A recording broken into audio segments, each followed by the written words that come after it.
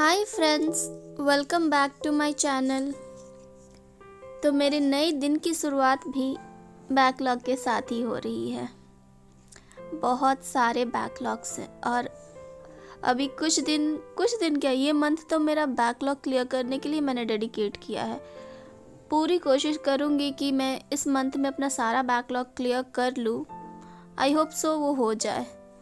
पता नहीं कितना कर पाते हैं, देखते हैं।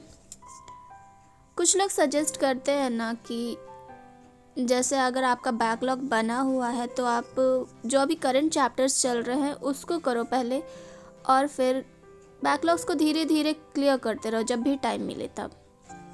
लेकिन बस मुझे ये समझ नहीं आता कि सारे चैप्टर्स जब इंटरलिंक्ड हैं, अगर एक चैप्टर को हम नहीं समझते हैं, मान लीजिए जैसे मेरा भी 3-4 चैप्टर का बैकलॉग है और अभी मैं करंट चैप्टर में पहुंच जाती हूँ, तो बहुत सारे पार्ट्स ऐसे होते हैं उस चैप्टर के, जो कॉन्सेप्ट्स बोल सकते हैं, जो सर ऑलरेडी पिछले कुछ चैप्टर्स में बता रखे होते हैं। तो वो अगर वहाँ से रेफरेंस लेके इस चैप्टर में बता देते हैं, क्योंकि टीचर्स अक्सर ऐसा करते हैं कि मतलब मोस्ट ऑफ द टाइम तो वो तो बता ही देते हैं सारा कॉन्सेप्ट, लेकिन कुछ होता है ना कि उस चैप्टर में बताया है तो अभी थोड़ा सा ब्रीफली बता देते हैं। तो उसको समझने के लिए आपको वो पीछे वाला चैप्टर समझना बहुत ज़्यादा ज़रूरी है। तो मुझे लगता है ना कि अगर बैकलॉग है तो पहले बैकलॉग क्लियर करना चाहिए जितना फास्ट हो सके। मतलब फास्ट का मतलब ये नहीं कि आपको कुछ समझ में ही नहीं आ रहा हो, समझ में जितना आ सके एक दिन में आप उतना ही करो। ये नहीं कि दिन भर बैठे हुए हैं और कुछ समझ नहीं आ रहा, बस लेक्चर्स कंप्लीट करे जा रहे हैं।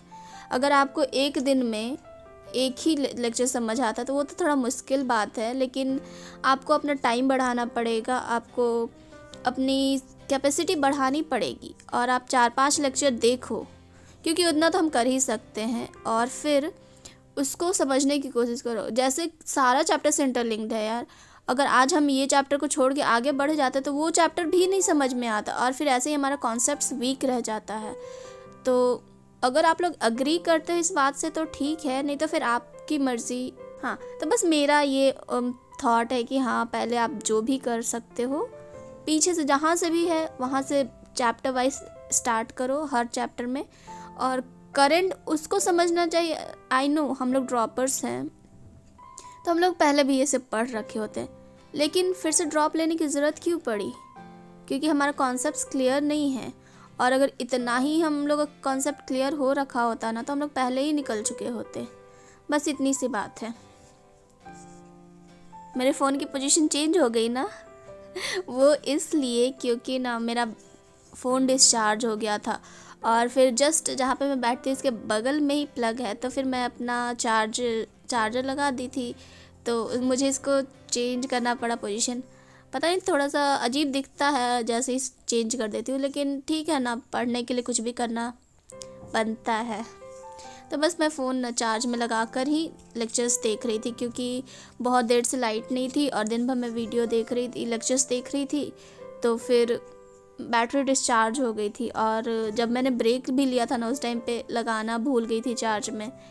मतलब कभी कभी हो जाता है ना, कभी तो ऐसा हो जाता है कि रिकॉर्डिंग भी स्टार्ट कर देते हैं, मतलब कैमरा ऑन कर दिया है लेकिन स्टार्ट ही नहीं हुआ। एक दिन मेरे साथ ऐसा हुआ था और उस दिन बहुत ज़्यादा बुरा भी लग रहा था कि किया, लेकिन फिर सोचे कि पढ़े ना, ठीक है ना, क्या ज़रूरत है, अगर नहीं दिखाए वीडियो में तो क्या ज़रूरत है, पढ़ तो रहे ना। अब पढ़ना ज़रूरी है, वीडियो में दिखाना ज़रूरी थोड़ा ना है। तो जितना भी हुआ था मैंने उतना रिकॉर्ड किया था और उसके बाद डाल दिया था। आई होप आप लोगों को इन सब से थोड़ी बहुत मोटिवेशन मिलती हो पढ़ने के लिए और आप भी अपना पढ़ाई कंटिन्यू कर रहे होगे, पता नहीं। लेकिन हाँ, एक चीज़ और, थैंक यू सो मच मेरे वीडियो को लाइक करने के लिए। आप लोग ना प्लीज़ कमेंट भी क्या करो, क्योंकि आप लोग के कमेंट्स देखकर बहुत ज़्यादा अच्छा लगता है और एक ना कनेक्शन सा फील होता है। तो बस यूं ही जुड़े रहो मेरे साथ आप लोग। Thank you.